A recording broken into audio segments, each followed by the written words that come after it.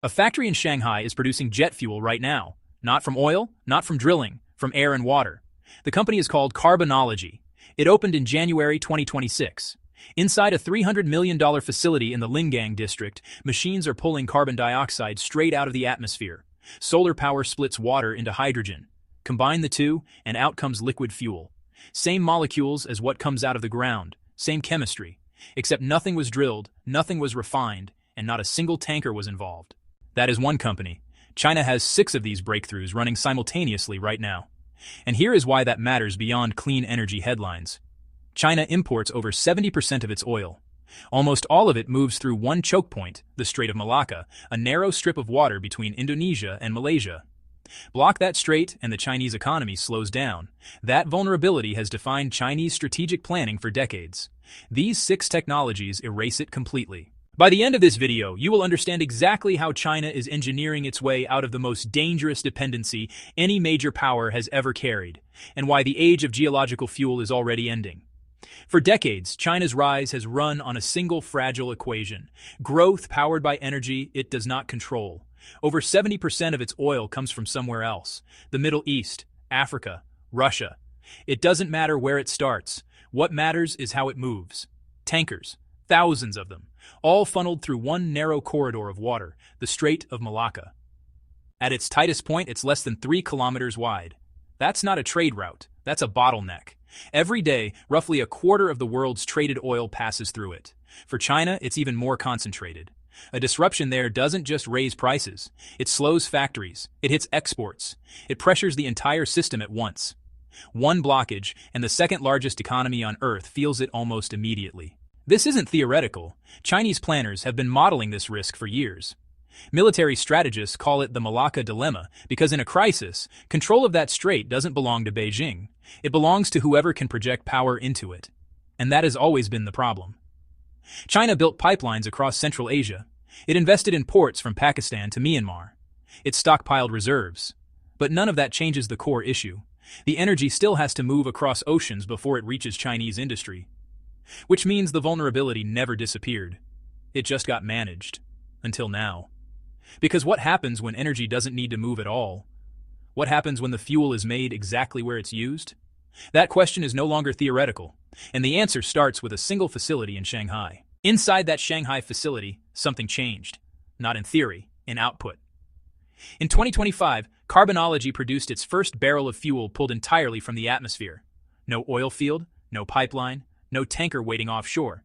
Just carbon dioxide, water, and electricity, rearranged into something aircraft engines already understand. One barrel doesn't matter, but the next step does. A 1,000-ton pilot plant is scheduled within the year. Then, 5,000 tons in Ningxia. Then a full commercial facility targeting 100,000 tons by 2027. That's not experimentation anymore. That's scale. And the buyers are already waiting. The European Union has locked in a mandate. Airlines must use 2% sustainable aviation fuel, rising to 70% by 2050. That means even if this fuel costs more than oil, it still sells. Demand is guaranteed by law, so this isn't just a technology breakthrough. It's a market trigger. Real fuel, real customers, real expansion timelines. Backed by Sequoia China and the Yellow River Delta Investment Fund, this isn't a lab chasing a breakthrough. It's capital betting that the breakthrough already happened. And Carbonology isn't alone. At the same moment this plant scaled up, 5 other systems were already moving out of the lab and into operation. Different technologies, same direction, same outcome. Energy, made on demand. Which raises the next question. If multiple systems are coming online at once, who is coordinating the shift? And what are they really building toward? This isn't one company chasing a breakthrough. This is a system coming online. Start in the Gobi Desert. A 60-megawatt liquid air energy storage facility is already running. It takes excess power from a nearby 250-megawatt solar farm and freezes air to minus 194 degrees Celsius. The air turns liquid. It sits there, stored, waiting. Then the sun goes down. The system reverses. Heat comes back in. The liquid expands 750 times. Turbines spin. Power flows back into the grid for 10 straight hours. More than double what lithium battery farms can typically deliver.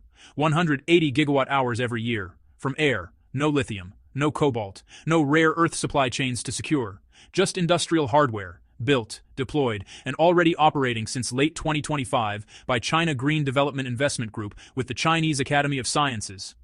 So now the equation changes again. Fuel can be made locally, power can be stored at scale, but China didn't stop there. In a lab, researchers built an artificial photosynthesis system that does what nature takes billions of years to perfect, but differently. Tungsten oxide and silver capture sunlight, store it, and release it on demand. Two engineered bacteria step in. One converts carbon dioxide into formate. The other turns that into succinic acid, a 4-carbon molecule. That jump matters, because moving from C1 and C2 molecules to C4 means longer carbon chains, industrial chemicals, fuels, materials. The building blocks of entire supply chains, now synthesized from air, water, and light. Published, verified, still early, but real. Then we shift to industrial scale. In Shanxi province, there's a solar ammonia plant running right now, at 100-ton scale. The Haber-Bosch process, the one that basically feeds nearly half the world, usually demands extreme heat, high pressure, and massive fossil fuel input. But this one doesn't. It actually runs at room temperature. It's solar-powered, using nitrogen from the air and hydrogen from water. Over 1,200 hours of continuous operation. That's 50 straight days, with over 90% efficiency. No natural gas, no imported fuel. And ammonia isn't just fertilizer. It's a hydrogen carrier. It's a fuel for ships. It's a strategic energy vector. Now let's look at the incumbents. China's largest refiner saw profits drop 37% in 2025. Not because demand disappeared, but because, something else started replacing it. Their response wasn't to resist, it was to convert. Nearly 789 million yuan to turn a 600,000-ton gasoline and diesel unit into a 200,000-ton sustainable aviation fuel plant.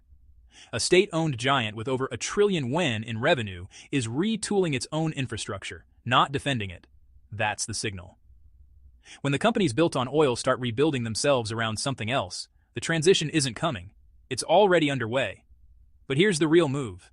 Every one of these systems, fuel, storage, chemicals, ammonia, runs on the same invisible input, hydrogen. So, if hydrogen becomes cheap, abundant, and local, what exactly happens to the global energy map?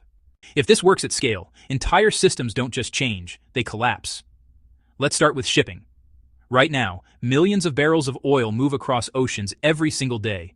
Tankers, chokepoints, naval patrols, all of that exists because energy has to travel. Take away that need, and suddenly a multi-trillion-dollar logistics network starts losing its relevance. No tankers, no transit risk, no leverage over routes like the Strait of Malacca. That's not just an efficiency gain, that's a strategic erasure. Now think about the producers. Countries built on exporting oil don't just lose customers, they lose control. Because if fuel can be manufactured anywhere with air, water, and electricity, geography stops being power. Reserves stop being leverage. The very ground beneath entire economies shifts. And honestly, the numbers don't soften that blow. China is already scaling toward over 1 billion gallons of new renewable fuel capacity coming online this year alone. These aren't projections. This is construction, steel in the ground, systems turning on. At the same time, hydrogen production has jumped from 23,000 tons to 250,000 tons per year in just 5 years. That's a tenfold increase. One province alone, Guangdong, is building a 1.5 gigawatt offshore wind project, directly feeding electrolyzers, targeting 80,000 tons of green hydrogen annually.